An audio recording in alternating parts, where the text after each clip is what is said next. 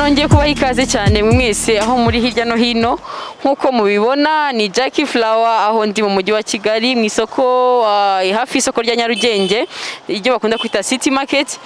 Uyu munsi rero twaje gusura umwe mu bantu bikorera business ari muri Tony Shop aho turi umusange muri F199. Rero uyu munsi wa none ntabwo nkuko twabasezeranye ko tuzasanga abantu batandukanye. Uyu munsi wa none rero turi hano mu mujyi wa Kigali aho tugiye kumusanga aho akorera kugira tuganire cyane kuri business akora.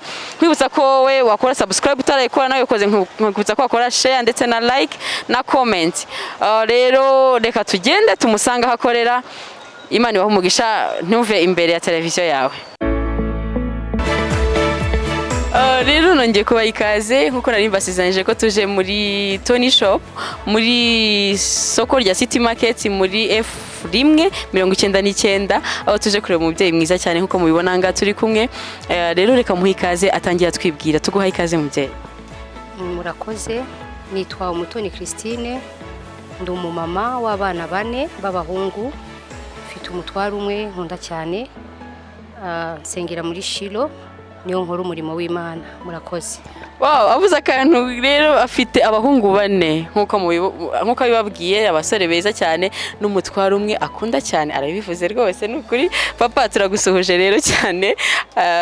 Rero nkuko twababwiye tuje kureba Christine nkuko yababwiye. Ese mwaba muteranira he? No mukristo mwaba musengera muri etorero? Sengera muri SHILOH Prayer Mountain Church. Niyo nsengera, ni naho nkorera umurimo, ndi umuririmbyi. Ni umuririmbyi. Ese watangiye muri SHILOH ryari? Wabatangiye na SHILOH cyangwa wabugiyemo vuba? SHILOH ndasa nkaho natangiranye nayo kuko nageze muri SHILOH bamaze amezi 4 SHILOH itangiye. Urumva ko ndasa nkaho twatangiranye. Okay, wewe noneho twaje kukureba, ntago tuje kugusura mu rwego rw'itorero, tuje kugusura nka SHILOH TV, ariko tugusanze muri business nk'umumama witeje imbere agahuka gakora amaboko mu mifuka. Ese waba waratangiye business ryari? Iyi business nyimazemo igihe kinini, mazemo nk'imyaka nk'itandatu. Muri risoko ho mazemo nka 5 kuko ndasa naho natangiranye naryo, ariko mbere yaho nabwo narakoraga, nubwo ntakoreraga muri isoko ariko nabwo narakoraga. Wakoraga iki se? Wacuruzaga imyenda cyangwa wacuruzaga ibiribwa? Wakoraga iki? Nacuruzaga imyenda ariko atari iyi ngiyi, nacuruzaga ibintu by'abagabo, nabivanaga hanze nkabijya kubiranguza i Burundi, naho natangiriye business. Nyuma noneho wumva ko wabivamo ukaza muri ntago ari imyenda y'abana gusa nkuko mubibona, harimo imyenda y'abantu bakuru, harimo amasakoshi, harimo ibintu bitandukanye. Ese kugira ngo wenda ufate decision yo gukora mu mpande zose waba warabitekereje gute? Nuko ibyo nakoraga mbere, ibyo nacuruzaga by'abagabo, nazanaga inkweto z'abagabo, imyenda y'abagabo, nkazana amasakoshi nkabiranguza i Burundi, ariko byaje kugera igihe mbona ibyo kuranguza numva ntago ngishaka kubikora kuko target nari mfite nuvaga ntari kwigeraho nkuko mbyifuza. Nibwo nahise mfata umugambi rero ubucuruzi ibingibi, ubu ni detail nkora, kandi nkuko mubibona ndabona ntacyo bintwaye. Yego. Nkuko tubibona ni na byiza cyane, twagiye tureba ibintu bitandukanye, hano hari udusakoshi twiza, abakobwa batureba n'ibindi bintu byinshi, inkweto z'abana, ababebe bavuka.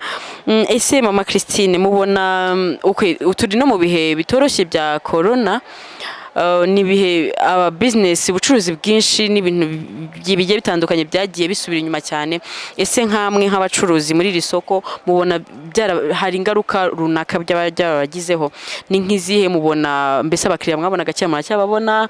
Ese ibiciro nkuko mwabwiraga abantu baracyabyumva cyangwa mubona mbese harimo icyuho ukuntu? Sinzi wenda mwadusobanurira neza uko byifashe ubu ngubu. Ingaruka byinshi ntago zabura kuko COVID nta muntu n'umwe itagizeho ingaruka, byagiye bitugiraho ingaruka kuko igihe cyonyine twamaze mu rugo nazo ni ingaruka muri business, kuko ntabwo twinjizaga, ahubwo twaradepansaga amafaranga menshi tutari kwinjiza. Umva deja ni ingaruka.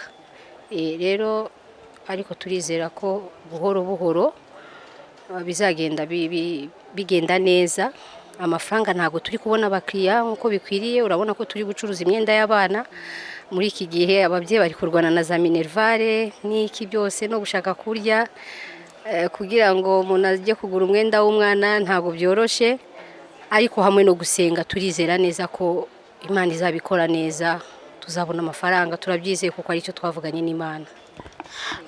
Wavuze ijambo ryiza cyane ngo warabyizeye ko icyo bavuganye n'Imana, koko nawe niba hari icyo bavuganye n'Imana ntago ibihe byadukanga nk'abakristo ngo twumve biracitse, kuko hari impamvu Imana yaba yaremeye ko ibi biba, kuko hari n'ikindi wenda izi ko imbere yacu kiza idutegurira.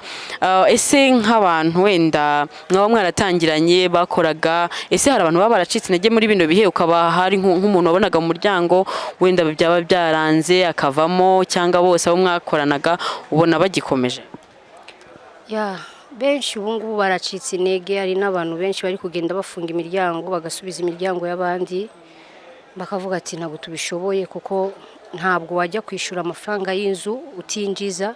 Abenshi baracitse intege, ariko njye ntekereza ko gucika intege kwabo nuko wenda ni kwa kutihangana kw'abantu tutagira. Iyo wihanganye kandi iyo ufite icyo wavuganye n'Imana, byange bikunde uguma kuri rya sezerano wavuganye naryo, wakoranye n'Imana, hanyuma ugategereza ubushake bw'Imana.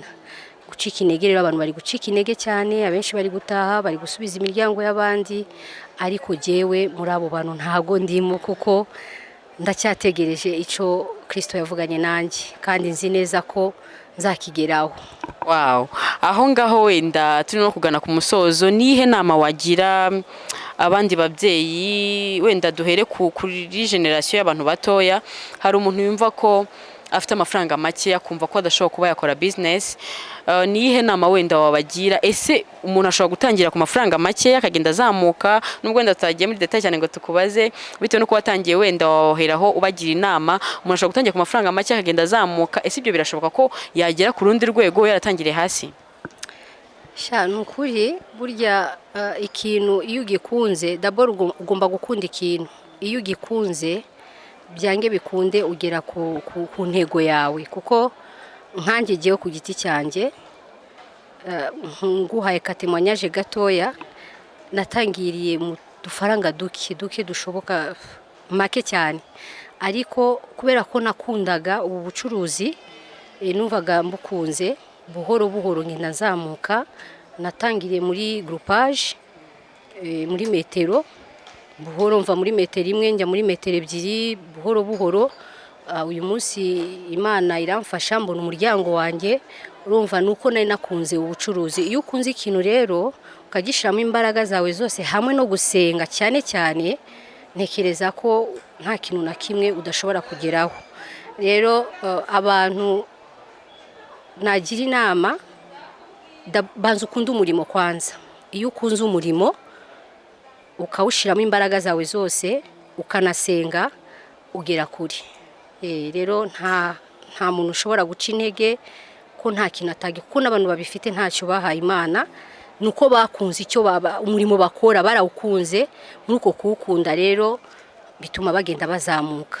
Nta mafaranga make ya rero abaho. Kunda umurimo, senga, ibindi byose bizaza. Avuze neza ngo ukunda umurimo, senga, ibindi bizaza. Ese akandi kabazo nifuje kukubaza nk'umukristo, hari business mbese afiteho limite yo kuba atakora? Mbese hari business ahejwe kuba atakora nk'umuntu w'umukristo, cyangwa business zose umuntu Kristo yazikora? Sinibaza ko hari business umuntu ahejwe gukora, sinibaza ko ntayo. Ngiye niko nibaza, ariko ikintu cyose cyakwinjiriza amafaranga kitagutandukanya n'Imana yawe, ndumva ntawe umuntu abahejwe. Ibyaye byose hari ibintu ushobora gukora bikagutandukanya n'Imana, ariko nimba ari ikintu kidashobora kugutandukanya n'Imana, cyaguteza imbere, ndumva nta business umuntu abahejwe kuba yakora. Niko mbitekereza jewe. Okay, abantu badukurikiye wenda nk'umwana w'umujene, umusore cyangwa inkumi, akaba wenda hari ahantu yarashomereye, agira ubushomeri, yumva nawe bigeze ko akazi kose aho kageze agakora, akabona nk'akazi ko mu kabari ko kujya guserva, ari umukristo. Ese ashobora kuba yagakora cyangwa ntago yagakora nk'umuntu w'umukristo? Gukora mu kabare biterwa n'ibyo ugiye gukoramo. Ngewe niko nibaza. hari umuntu ubukenye sivyo ukeneye akazi urashaka kubaho urashaka kwibeshaho ubonye akazi ko mu kabari muri kariya kabari hari ukuntu ushobora kukajyamo ari Imana ikakujyanyemo kugira ngo ubwirize abantu bazakizwe ku bwawe bahinduke ku bwawe. Ikintu cya mbere giye nibaza ko ugomba kwera imbuto za Gikristo ukagira muri ako kazi kawe ukera imbuto, nimba ari izo nzoga ntuzinywe, nimba ari abakora amabi ntuyakore wowe ukitwara nk'umukristo ukikomporta nk'umukristo ukagaragaza imbuto za Gikristo. Ntekereza ko nababandi baza baje kunywa ayo mayoga cyangwa se bagiye gukora nk'ibintu bibi ushobora no kubabwiriza bari muri yo situation yo gukora ibyo bintu bibi ukaba wanababwiriza bagakizwa. Rero ngewe ku bwanjye njya mvuga ni nta kintu na kimwe kijya kitubaho nta mpamvu y'Imana, kuko ari Imana iguha ikintu kugira ngo nukijyamo uhindura imitima ya benshi, kugira ngo nugera muri icyo kintu wenda hari byinshi ushobora kuguhindura. Rero sinibaza ko umukristo nimba Imana yemeye kujya muri ako kabari haba hari impamvu ikujyanye muri ako kabari kujyana kwera inyungu zayo kugira ngo uhindure imitima ya benshi. Niko mbyibaza jewe, niko mbyumva. Atubwiye uko byumva nawe ufite uko byumva, ariko nanjye byabashe kuvuga koko hari igihe uri mu buzima bukakaye hahandi uvuga ati byanze pe koko ukaba wavuga ati ndemeye ngiye gukora ibi nibi, ariko hari impamvu Imana yemeye ko ujya muri ka kazi. Ese hari social media wenda abantu bashobora gusangaho bashobora gukurikirana wenda ibikorwa byawe zaba zihari? Oya nta iraboneka, ariko nta kibazo. Wenda watanga hari umuntu ushobora kuba yifuza ahantu yagusanga nkuko twabwiye ni muri F199 niho mwamusanga muri City Market. Turaza kubereka direction yose. Wenda watanga nimero de telefone ku bantu bakenera kugira ngo bakugane. Ese mujya mushyira abantu, tuvuga urugero hari umubyeyi avuga ati ndakuriwe ntago nshoboye kuba nagenda kujya gushopinga, mujya mubasha kuba mwabashyira ibyo bakeneye mu mago yabo? Yego, hari abo tuvugana ku matelefone bakatubwira ibyo bakeneye, bakaduha liste y'ibyo bakeneye, tukabipakinga tukabibashira mu rugo bakatwishyura tukagaruka. Wow, murumva rero nawe mubyeyi, nawe ukeneye imyenda y'umwana, nawe ukeneye isakoshi, nawe ukeneye umwenda mwiza, Mama Christine arahari muri Tony Shop, ashobora kugezaho aho uri hose. Reka rero abahe nimero de telefone muzazikurikirana naho hasi mu kiganiro cyacu kugira ngo muzamusure ndetse munamuvugishe. Yego, nimero yanjye ni 0788 62 22 10 0788 622 10. Nkorera muri City Market F199 niyo nkorera. Ivyo mwakenera byose mwamvugisha kuri telefone. Njya nambika umubebe ukiri mu nda, umwana ukivuka kugeza ku bana bakuru. Murabona ko mfite ibintu bitandukanye, n'abamama ndabambika, n'abana ndabambika. Icyo mwakenera cyose mwaduhamagara kuri yo nimero tukabafasha. Murakoze. Turagushimiye cyane nka SHILOH TV. Murakoze cyane, namwe Imana ibahe umugisha. Niki wenda babwira abakunzi ba SHILOH TV, ari abantu bakora business n'abandi batandukanye? Cyo nababwira nuko twashigikira uyu murimo. SHILOH TV tuyishigikire cyane kuko iri gukora ibikorwa byinshi bitandukanye kandi byiza. Rero dukunde SHILOH TV kandi tuyishigikire, kandi ndizera neza ko Imana izatugeza kure. Murakoze. Ndagushimiye cyane wowe warudukurikiye uri hirya no hino. Imana yo mu ijuru ntigahweme kugira neza. Nkwibuza kora subscribe, ukibuka like, share ndetse na comment kugira ngo n'ibindi biganiro byose yadukora nawe wakwifuza kuba twagusura aho uri mu iduka ryawe, mu bucuruzi bwawe, muri business yawe yari yo yose. SHILOH TV irahari ku bwanyu. Ndabakunda cyane. Ni Jackie Flower, nakagaruka.